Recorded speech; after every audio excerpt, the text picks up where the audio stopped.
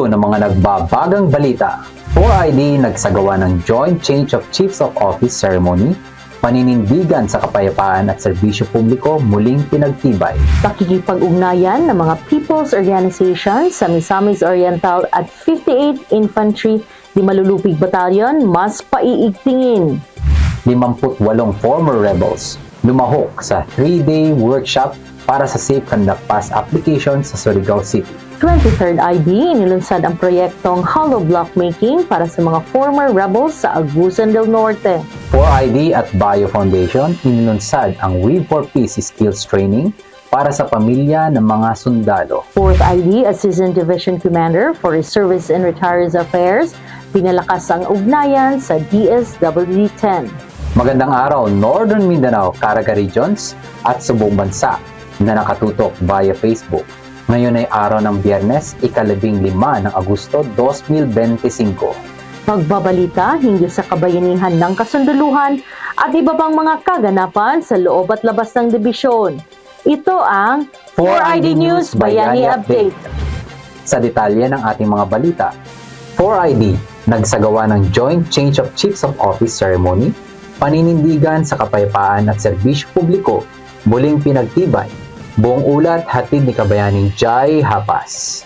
Isinagawa ng 4th Infantry Diamond Division Philippine Army ang Joint Change of the Chief of the Office Ceremony sa tatlong pangunahing opisina sa division kung saan ginap sa 4ID Mess Hall, Camp Evangelista Patag, Cagayan de Oro City. Pinangunahan ni Major General Michel B. Anaron Jr., ang commander ng 4th Infantry Diamond Division Philippine Army. Ang seremonya at pinuri ang mga opisyal sa kanilang matatag na dedikasyon at profesionalismo sa pagtupad ng kanya-kanyang mga misyon. Kabilang sa mga opisina ang formal na pag-turnover ng tungkulin at responsibilidad ay ang Assistant Chief of Staff for C4SG6, Office of the Division Adjutant at Office of the Division Provost Marshal. Ipinasa ni Colonel Fernando Payapaya ang kanyang posisyon bilang Assistant Chief of Staff for C4SG6 kay Lieutenant Colonel Vincent M. Viray, habang siya naman ay itinalaga bilang Division Provost Marshal kapalit ni Lieutenant Colonel Macloyd M. Latriz. Samantala, formal namang ipinasa ni Lieutenant Colonel Maria Janice G. Piñera ang tungkuling bilang Division Adjutant kay Major Florivic D. Limbo. Tambok sa aktibidad ang seremonyal na pagpapasa ng unit symbols, pagbasa at pagpirma sa mga assumption orders, at pagkakaloob na rin ng Military Merit Medal at mga command plaque sa mga outgoing chief bilang pagkilala sa kanilang natatanging paglilingkod. Sa kanyang mensahe, binati naman ni Major General Michel Anaron Jr. ang mga bagong talagang opisyal at ipinahayag ang kanyang pasasalamat sa mga outgoing na chief. Binigyang diin din niya na ang matatag at epektibong pamumuno ay mahalaga upang patuloy na maisakatuparan ng 4ID ang misyon nitong itaguyod ang kapayapaan, tiyakin ang kaligtasan ng komunidad at suportahan ang nation building sa mga rehiyon ng Northern Mindanao at Caraga Regions. Napapanahong balita, serbisyo publiko para sa Pilipino. Jai Hapas, 4ID News Bayani Updates.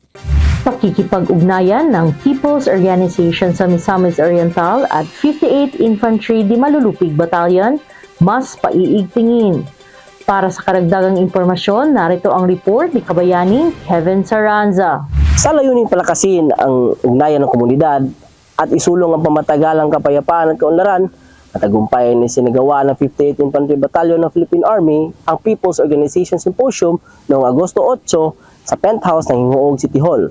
Dinaluhan ang aktibidad ng mahigit 150 kalahok, kabilang ang mga pangulo ang kalihim ng 47 accredited people's organization sa ilalim ng 58 IB. Nakiisa rin ang mga kinatawan mula sa iba't ibang ahensya ng pamahalaan gaya ng Department of Labor and Employment, Department of Trade and Industry, Department of Social Welfare and Development, Department of Agriculture at iba pang peace and development stakeholders na may mandato sa pagbibigay ng pangmatagalang kabuhayan at pagpapalakas ng mga socio-economic opportunity para sa mga legal na samahan sa Misamis Oriental. Tinalakay sa pagpupulong ang iba't ibang mahalagang usapin gaya ng mga programa sa kabuhayan, kamalayan sa seguridad sa lalawigan, reintegrasyon ng mga dating rebelde, papel ng reserve forces at pagpapalawak ng kaalaman ng publiko hingil sa isyu ng West Philippine Sea. Layunin nitong mabigyan ang mga kalahok ng mas malawak na pag-unawa sa kasalukuyang prioridad ng bansa at lokal na pamahalaan. Sa kanyang mensahe, binigyan diin ni Lieutenant Colonel Yancito Grisola Jr., Commanding Officer ng 58 AB, ang walang humpay na suporta ng kasundaluhan sa mga organisasyong pangkomunidad at kanilang mahalagang papel sa nation building. Nagtapos ang programa sa panibagong panata ng lahat ng stakeholders at opisyal ng People's Organization na magtutulungan tungo sa pamatagalang kapayapaan, inklusibong kaunlaran at pamatagalang pag-unlad ng lalawigan. Napapanahong balita, serbisyo publiko para sa Pilipino, Kevin Saranza, 4ID News, Bayani Update. Samantala, 58 former rebels lumahok sa 3-day workshop para sa Safe Conduct Pass application sa Surigao City. Mula sa himpilan ng 30th Infantry Python Battalion, CM Tolopia nakatuto. Aktibong lumahok at sumuporta ang mga kasunduluhan ng 30th Infantry Python Battalion, Philippine Army, kasama ang 58 na mga former rebels sa 3 araw na Safe Conduct Pass workshop na isinagawa noong Agosto 6 hanggang 8 sa Dangpanan Center Capitol Compound, Surigao City. Kabilang din sa nasabing aktibidad ang mga kinatawan mula sa Local Amnesty Board Butuan City, Office of the Presidential Advisor on Peace, Reconciliation and Unity, Surigao del Norte Police Provincial Office, Provincial Legal Office, at Provincial Social Welfare and Development Office. Ipinapakita nito ang matatag na pagtutulungan ng iba't ibang sektor upang mapanatili ang kapayapaan at kaunlaran sa lalawigan. Pinagtitibay nito ang pangunahing layunin na isulong ang pagkakasundo, kapayapaan at pagkakaisa sa pamamagitan ng pagbibigay ng legal na daan para sa mga dating rebelde upang makabalik sa kanilang komunidad, mapababa ang kanilang mga kasong may kaugnayan sa rebelyon o insurensiya at muling makamtan ang mapayapang pamumuhay kasama ang kanilang mga pamilya. Ipinaliwanag ni Lieutenant Colonel Albert M. Batinga, ang Commanding Officer ng 30IB, ang kabuuang layunin ng inisyatiba. Ayon sa kanya, ang programang ito ay hindi lamang nakatuon sa pagsuko, kundi nakatuon din sa pagpapaunlad ng kanilang bagong yugto ng pamumuhay. Anya, patuloy na nakikipagtulungan ang 30IB sa mga ahensya ng lokal at pambansang pamahalaan upang magbigay ng ligtas na landas para sa mga nais iwan ng armadong pakikibaka. Pinagtitibay ng unit ang kanilang pangako na tulungan ang bawat isa na makatawid tungo sa mapayapang pamumuhay sa pamamagitan ng wastong legal na suporta, serbisyong panlipunan at mga oportunidad sa kabuhayan. Mula rito sa 30th Infantry Python Battalion, napapanahong balita, serbisyo publiko para sa Pilipino. CM Tolopia, 4th ID News, Bayani Update. Antabayanan po ang iba pang mga balita matapos ang iilang mga paalala. The West Philippine Sea is more than just water. It is a vital gateway for the world. Every day, ships cross these waters carrying fuel, food, and essential goods that sustain economies across continents. The West Philippine Sea lies along one of the busiest maritime trade routes in the world, critical to the movement of goods between Asia, Europe, and the Americas. From energy resources to manufactured goods, its stability ensures industries thrive and markets remain open. For trade to flow, peace must be upheld. Any disruption in these waters affects businesses, supply chains, and the daily lives of millions worldwide. The Armed Forces of the Philippines stands as guardians of maritime peace, safeguarding trade routes, defending our sovereignty, and upholding stability in the region. Through every patrol and mission, they help protect not just our nation, but also contribute to the broader stability that enables the free movement of global commerce. A peaceful West Philippine Sea benefits the world. The Armed Forces of the Philippines remain steadfast in securing this lifeline because a stable sea means a stronger global economy. Let us continue to champion peaceful cooperation and maritime stability, ensuring that the West Philippine Sea remains a vital artery for global commerce and international progress. Nagbabalik ang inyong 4ID News Bayani Update. 23rd IB, inulunsad ang proyektong hollow block making para sa mga former rebels sa Agusan del Norte. Hatid ni Kabayaning Nicole Llamas. Mula sa dating pakikibaka tungo sa pagbubuo ng bagong kinabukasan, pinangunahan ng 23rd Infantry Masigasig Battalion, katuwang ang pamahalaang panglalawigan ng Agusan del Norte at ang Technical Education and Skills Development Authority o TESDA, ang paglulungsad ng hollow block making project para sa mga Friends Rescued sa Headquarters 23rd IB. Layunin ng proyektong ito na bigyan ng praktikal na kasanayan at pagkakakitaan ang mga dating kasapi ng Communist Terrorist Group bilang bahagi ng kanilang matagumpay na pagbabalik loob at muling pakikiisa sa komunidad. Sa pamamagitan ng nasabing proyekto, sasailalim ang mga benepisyaryo sa masusing skills training, pamamahala ng produksyon at pagbibenta ng kanilang mga produktong hollow blocks. Isang hakbang tungo sa pagiging masikap at mas produktibong mamamayan. Higit pa sa kabuhayan, simbolo rin ito ng pagtutulungan ng Philippine Army, LGU Agusan del Norte at TESDA para pagtibayin ang kapayapaan at kaunlaran sa lalawigan. Diri tabangan nato na mulambok ginada ang kwan atong livelihood. Kay sayang ang tabang, sayang kwarta, sayang puhunan. Naanang tanan. Kung ano lang yun, pagkugin lang yun nato, dili nato na pasagdan. Sa pagbibigay ng makabuluhang oportunidad, tinutulungan ang Friends Rescued na hindi lamang suportahan ang kanilang pamilya, kundi maging aktibong katuwang sa pag-unlad ng kanilang komunidad.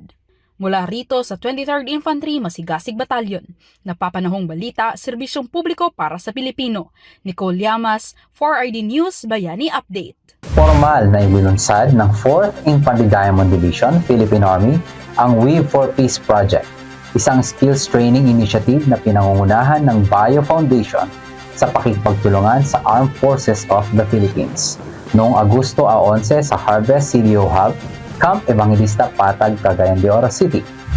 Layunin ng programa na matulungan ang mga pamilya ng mga sundalo sa pamamagitan ng pagbibigay sa kanila ng pagmatagalang pagkakakitaan. Sa pamamagitan ng pagsasanay, matututo ang mga kalahok ng kinakailangang kaalaman at kasanayan upang magsimula ng kabuhayan, kasabay ng pagsusulong ng responsableng pangangalaga sa kalikasan. Sa loob ng 5 araw na pagsasanay, tuturuan ang mga kalahok ng tradisyonal at makabagong teknik sa paghahabi sa tulong ng mga bihasang tagapagsanay mula sa Bio Foundation. Bilang pangunahing material, gagamitin ang mga luma at sirang uniforme ng militar upang makalikha ng mga handcrafted items na maaaring ibenta sa lokal na pamilihan sa pagpapalakas ng kabuhayang pang-ekonomiya ng mga pamilya ng sundalo. Dumalo sa seremonya si Miss Lorelaine J. Anayron, asawa ng 4ID Commander na si Major General Michelle B. Anayron Jr. at hinikayat ang mga kalahok na sulitin ang oportunidad. Pinahiyuhan din niya ang mga ito na pahalagahan ang mga uniformeng kinakailangang gamitin sapagkat bawat isa ay may kwento ng sakripisyo ng isang sundalo, lalo na yung mga nasa operasyon na larangan. Nagsagawa ng opisyal na pagbisita si Colonel Ray Pasco, Assistant Division Commander for Reservists and Retirees Affairs ng 4th Infantry Diamond Division Philippine Army kay Director Ramil F. Hammond, Regional Director ng Department of Social Welfare and Development Field Office 10 noong Agosto 12 sa Mastersons Avenue, Upper Carmen, Cagayan de Oro City. Layunin ng pagbisita na palakasin ang koordinasyon at ugnayan ng dalawang ahensya para sa mga programang nakatuon sa kapakanan ng mga reservists, retirees at kanilang pamilya, pati na rin ang mga inisyatibong makakatulong sa mga komunidad na apektado ng tunggalian at kalamidad. Tinalakay sa pagpupulong ang mga posibleng pagtutulungan tulad ng disaster response, post-conflict rehabilitation, psychosocial support, at livelihood assistance upang mapalawak ang abot ng serbisyo ng pamahalaan at matiyak na walang komunidad ang mapag-iiwanan sa panahon ng krisis. Sa mensaheng ipinaabot ni Colonel Pasco, pinasalamatan ni 4th ID Commander Major General Michelle B. Anayron Jr. ang DSWD FO10 sa patuloy na suporta nito sa mga inisyatibo ng Philippine Army para sa kapayapaan at kaunlaran. Binigyang diin din niya ang kahalagaan ng matatag na ugnayan sa pagitan ng mga ahensya upang mapangalagaan ang kapakanan ng mga sundalo at kanilang pamilya at mapaunlad ang mga komunidad tungo sa pangmatagalang kapayapaan at katatagan. At yan ang mga nagbabagang balita ngayong linggo. Para sa karagdagang news updates, i-follow nyo lang po ang aming social media accounts na naka-flash sa inyong mga screens. Sa ngalan ng buong pwersa ng Division Public Affairs Office, 4th Infantry Diamond Division, Philippine Army, ito ang inyong mga kabayaning Patrick Martinez, at Jeline na Falyar. nagpapaalalang kahit nasan man kayo, mahirap man o malayo ang tatahaking landas, walang malayo sa puso ng sundalo. Sa pag-asang merong darating na taglaw, bayani ka kaagapay at tanglaw.